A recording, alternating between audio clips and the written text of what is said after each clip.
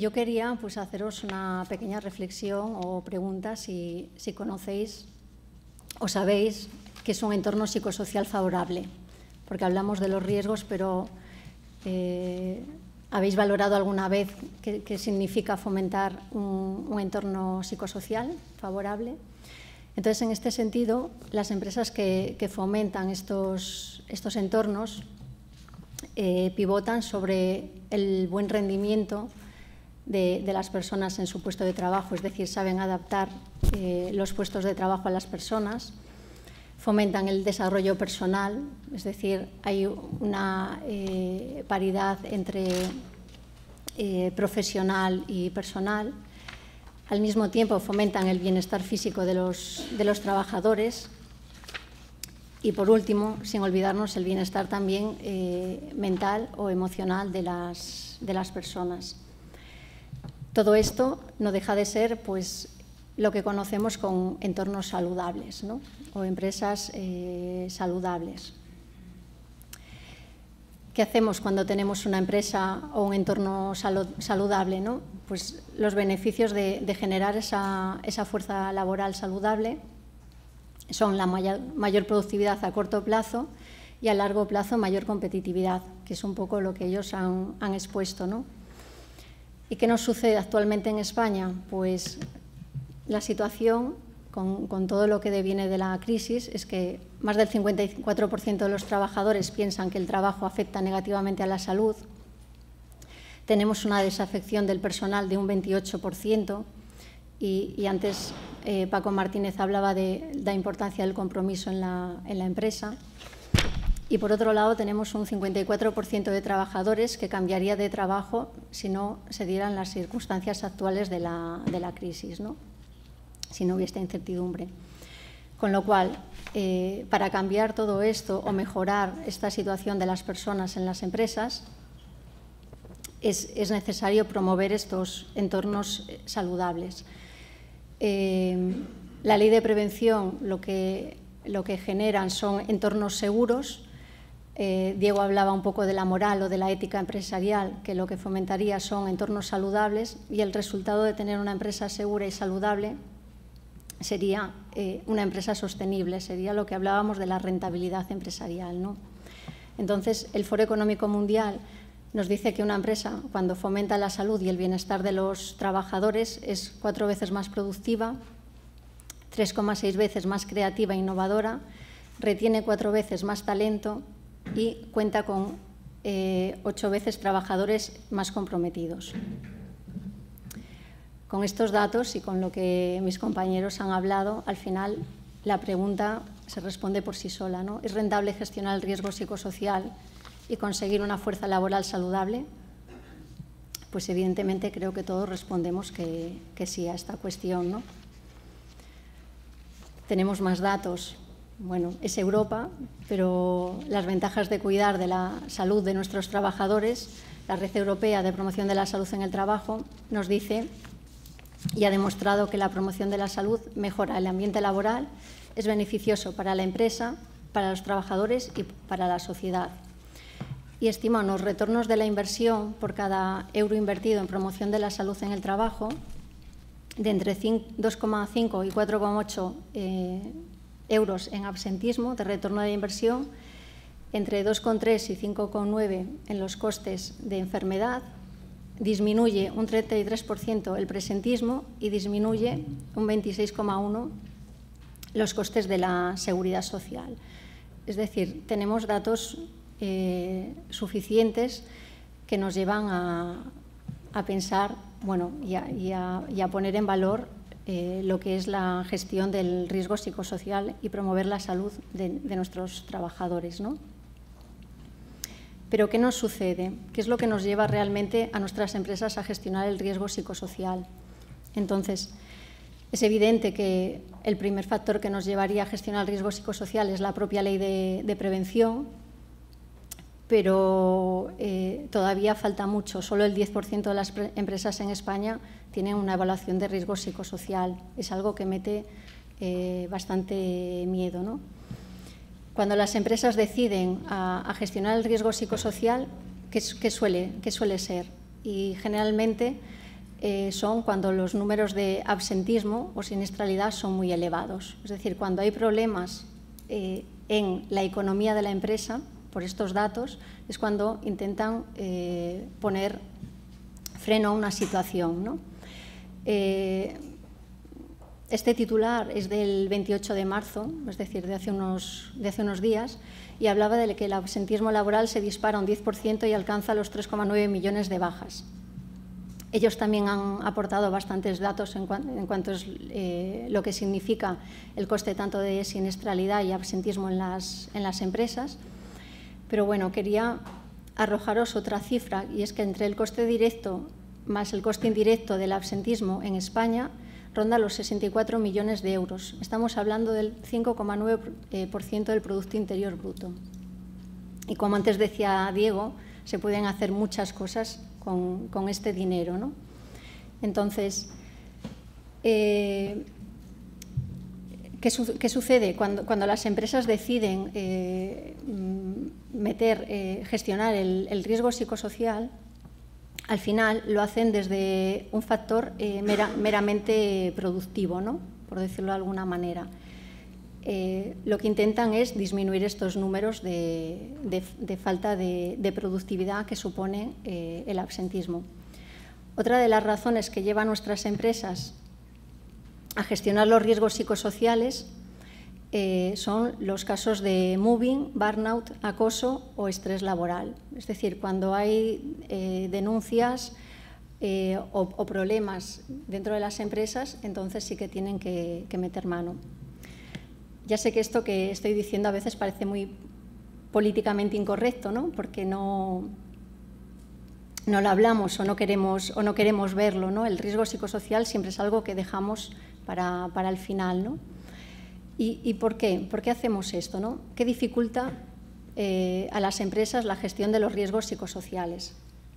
Entonces, os he puesto esta tabla de la encuesta europea sobre empresas sobre riesgos nuevos y emergentes. Es del 2009, la encuesta Schener, y habla de las empresas de más de 20 trabajadores de la Unión Europea, de los 27, ¿no?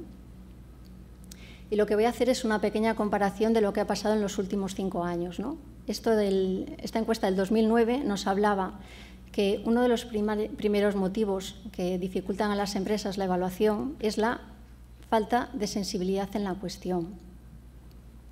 Esto lo que significa es que a muchas empresas realmente les cuesta hablar del riesgo psicosocial, suele ser un tema muy tabú, ¿no? Entonces, hay poca sensibilidad, hay falta de sensibilización, aparte no se habla, no se comunica. Falta de recursos como tiempo, personal o dinero, falta de formación en estas competencias, es decir, las empresas después que deciden llevarlo a cabo también tienen falta de técnicos en esta disciplina, falta de apoyo y orientación técnica y sobre todo la cultura de empresa, ¿no?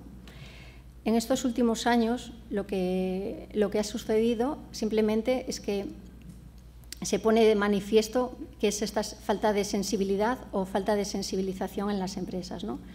Entonces, esta encuesta que ha salido este año es la segunda encuesta que hace la Agencia Europea, es la Schener 2, y el porcentaje de empresas es la Unión Europea de los 28, y esta vez lo que sí que han seleccionado son empresas entre 5 y 9 trabajadores, entre 10 y 49 trabajadores, entre 50 y 249 trabajadores y más de 250 trabajadores.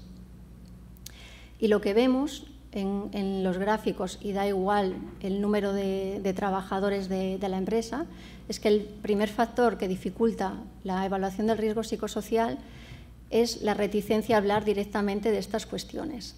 Entonces, sí que es cierto que, por ejemplo, nosotros cuando vamos a las empresas y hablamos de la evaluación de riesgo psicosocial, tanto si la tienen hecha como es un elemento de partida para mejorar, hay empresas que no quieren utilizar la palabra riesgo psicosocial.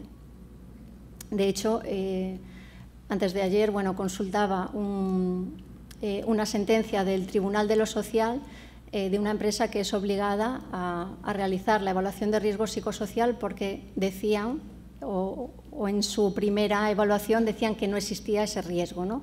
Entonces, es crítico, ¿no? No queremos meternos, como se suele decir, en camisas de 11 varas, y es algo que dejamos de lado, ¿no? Aparte de esta reticencia, ¿no? Después tenemos la falta de sensibilización del personal, que es algo que ya veíamos también en la anterior, la falta de competencias, pero en esta encuesta lo que llama más la atención es la falta de sensibilización de los directivos, y esto me parece un elemento muy importante ya tener en cuenta, porque hasta ahora tampoco se hablaba de esto, ¿no? Entonces, lo de hablar abiertamente de estas cuestiones, más la falta de sensibilización por parte de los directivos, que serían los que tienen que manejar todos estos asuntos, pues nos lleva a tener o vivir el panorama que estamos viviendo, ¿no? Los accidentes laborales siguen aumentando, el absentismo sigue aumentando, y bueno, y Paco Martínez seguro que os puede decir que el estrés en nuestra sociedad y actualmente sigue aumentando y está haciendo mucho mal en todas nuestras empresas, ¿no? ¿Qué podemos añadir en esta gráfica? Que a lo mejor pensamos que las empresas más pequeñas no gestionan el riesgo psicosocial, pero nos damos cuenta de que da igual el número de trabajadores, que incluso la falta de sensibilización de los directivos es más grave en las empresas grandes que no en las pequeñas, que digamos que pueden estar mucho más sensibilizados, ¿no? Porque igual tienen a la gente más de mano, los conocen personalmente y saben de sus circunstancias, ¿no? Y lo que está pasando. Además de todo esto, ¿qué es lo que está dificultando en España la gestión de los riesgos psicosociales? Pues tenemos una maraña o un lío de responsabilidades y funciones, ¿no? Por un lado tenemos el Departamento de Recursos Humanos, que se encarga del absentismo, el clima laboral, la rotación. Tenemos los departamentos de prevención, que se encargan más bien de los accidentes laborales, de la investigación de los mismos, la siniestralidad laboral. Y por otro lado tenemos las mutuas y los servicios de prevención ajenos, que lo que hacen es gestionar datos epidemiológicos, la vigilancia de la salud y las enfermedades no transmisibles. Entre ellos no hay comunicación, con lo cual, si queremos gestionar realmente lo que pasa en una organización, necesitamos que haya fluidez entre estos departamentos. A veces las evaluaciones de riesgo psicosocial generalmente salen del Departamento de Recursos Humanos y sería el Departamento de Prevención de Riesgos Laborales el que tendría que apostar por esas medidas preventivas, ¿no? Entonces, aquí empieza a haber muchas veces malestar en esos mandos intermedios que no tienen muy claras sus competencias o sus funciones, ¿no? Lo que nosotros proponemos desde Humanas es la gestión integral de la salud organizacional. Es decir, si queremos atajar un problema, tenemos que dar este enfoque más integrado, ¿no? Y comenzar de una vez a ser realmente preventivos y no reactivos. A día de hoy, cuando tenemos ese problema, pero ya enquistado, porque a nosotros, por ejemplo, a las empresas que nos llaman por temas de absentismo es cuando han llegado al 12%. Lo tenemos ya cuantificado. Cuando llegan 11, 12, entonces es alarma porque la empresa se nos hunde, ¿no? Entonces, es grave ya lo que está pasando en ese momento. Ellos también decían, después quieren soluciones inmediatas. Es decir, hacer poco y conseguir resultados en este año contable, ¿no? Y esto no tenemos que dejarnos engaños, pero no hay píldoras milagrosas.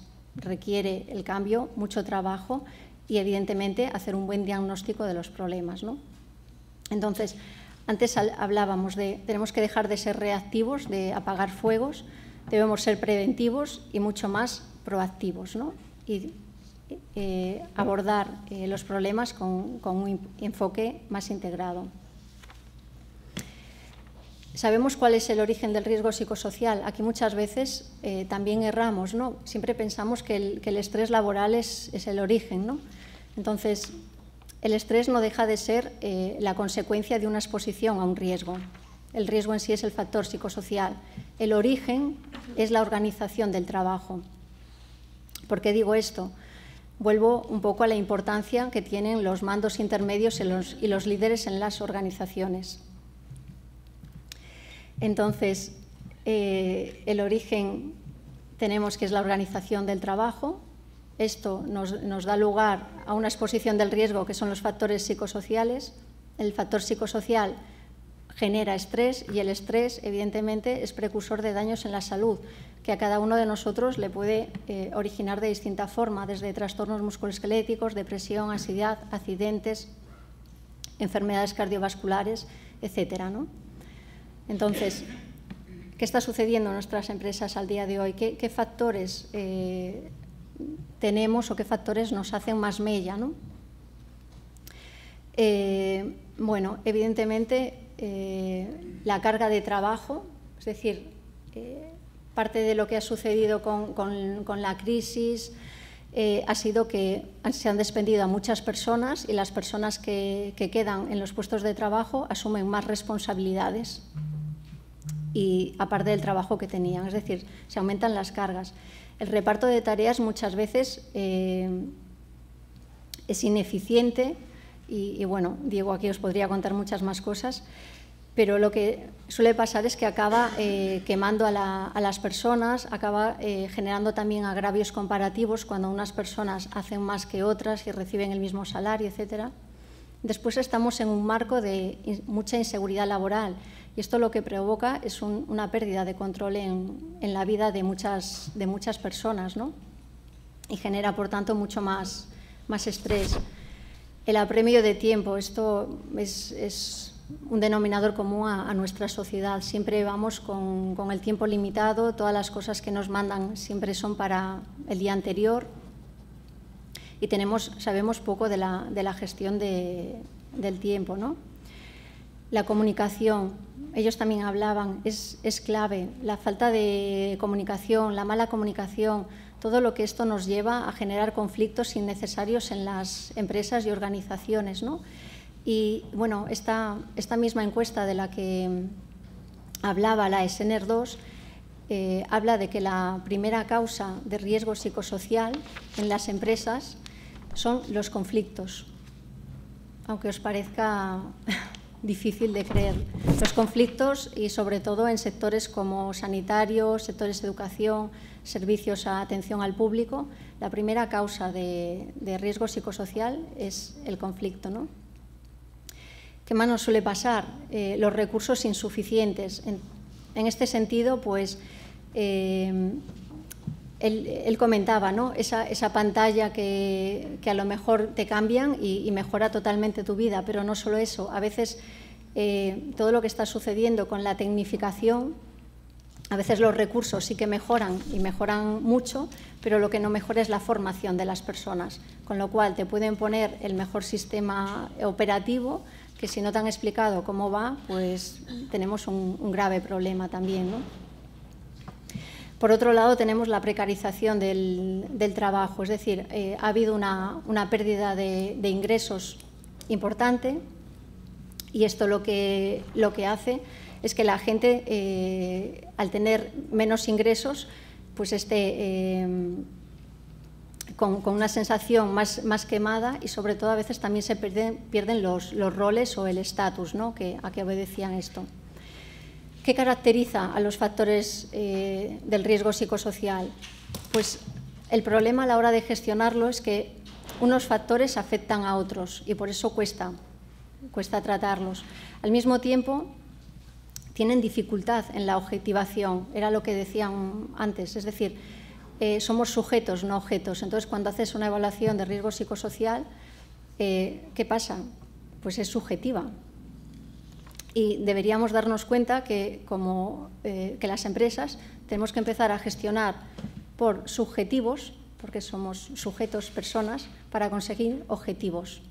Y es algo que todavía no sabemos hacer, ¿no? ¿Qué más sucede?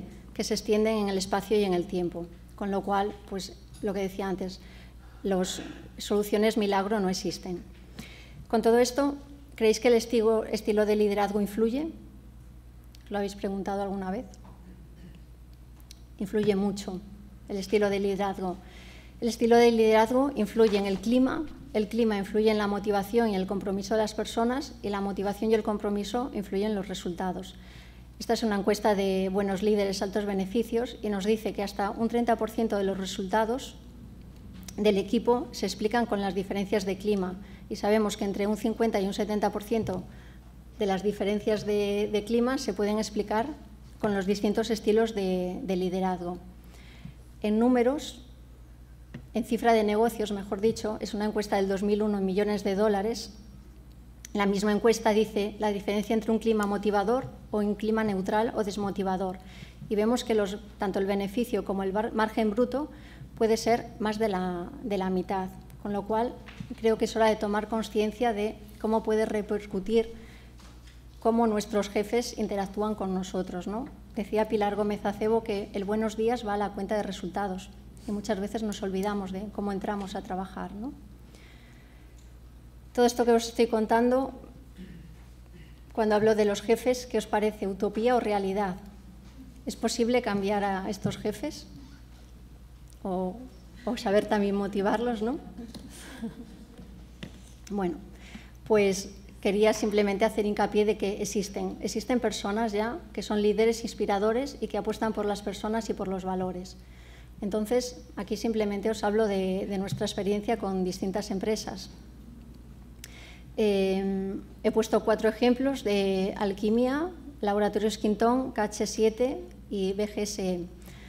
Esta última la dejaré para más tarde o haré menos hincapié porque tenemos al Head Manager que nos explicará ya él en primera persona qué es lo que ha conseguido y cómo ha vivido la experiencia de gestionar personas, ¿no?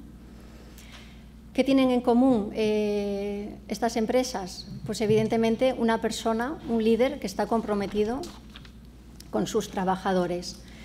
Las 3 primeras, hablamos de industria química, son empresas que tienen entre 40 y 70 trabajadores y que llevan pues, todas ellas más de 30 años en el mercado, ¿no? ¿Qué hacen estas empresas? ¿Cuál es su apuesta, ¿no? Pues estas empresas fomentan la flexibilidad horaria, algunas la jornada continua, por ejemplo, Alquimia. Los viernes por la tarde no trabajan, tanto en Laboratorios Quintón como BGSE como KH7. Tienen programas de conciliación entre vida laboral y familiar, tienen una apuesta muy importante en estos temas, sobre todo Laboratorios Quintón y KH7. Fomentan el deporte entre sus trabajadores y no solo eso, sino también que practican con el ejemplo. Y hoy, por ejemplo, esta mesa se ha quedado sorprendida de que un manager pueda venir en bicicleta a una charla, ¿no? También hacen que tienen masajista en la empresa para todos sus trabajadores, esto lo hace Laboratorios Quintón. Tienen guardería en la empresa, KH7, disponen de fruta en la oficina para todos los trabajadores y, sobre todo, siguen formando continuamente a sus trabajadores y hacen muchas cosas más. Lo que quiero decir es que no es imposible generar entornos saludables y de esta manera gestionar y tener acotados lo que son los riesgos psicosociales. ¿Qué consiguen con todo esto? Pues evidentemente incrementan la motivación y el desarrollo del talento en el equipo, aumentan los índices de producción.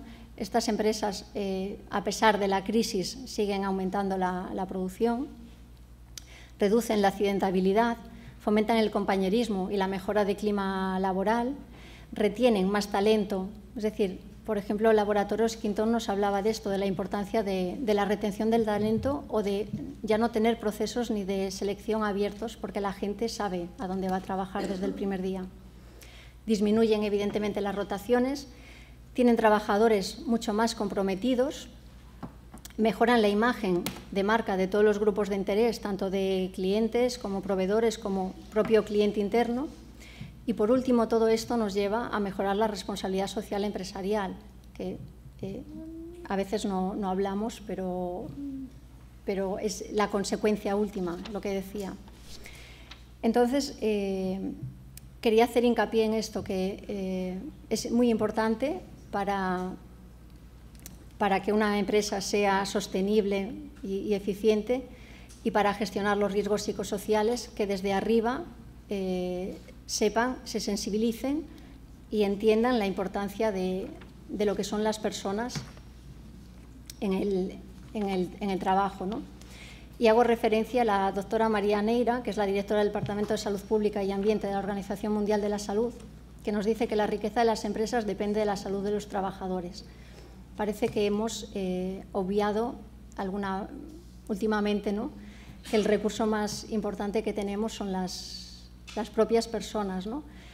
Y hemos entrado de lleno en la economía de los intangibles, que son estas propias personas, y por eso debemos empezar a gestionar estas personas que no dejan de ser emociones, y falta todavía mucho de inteligencia emocional de estos managers o líderes para llegar a sensibilizar, calar y dar un vuelco, porque como aquí hemos visto, gestionar el riesgo psicosocial es rentable.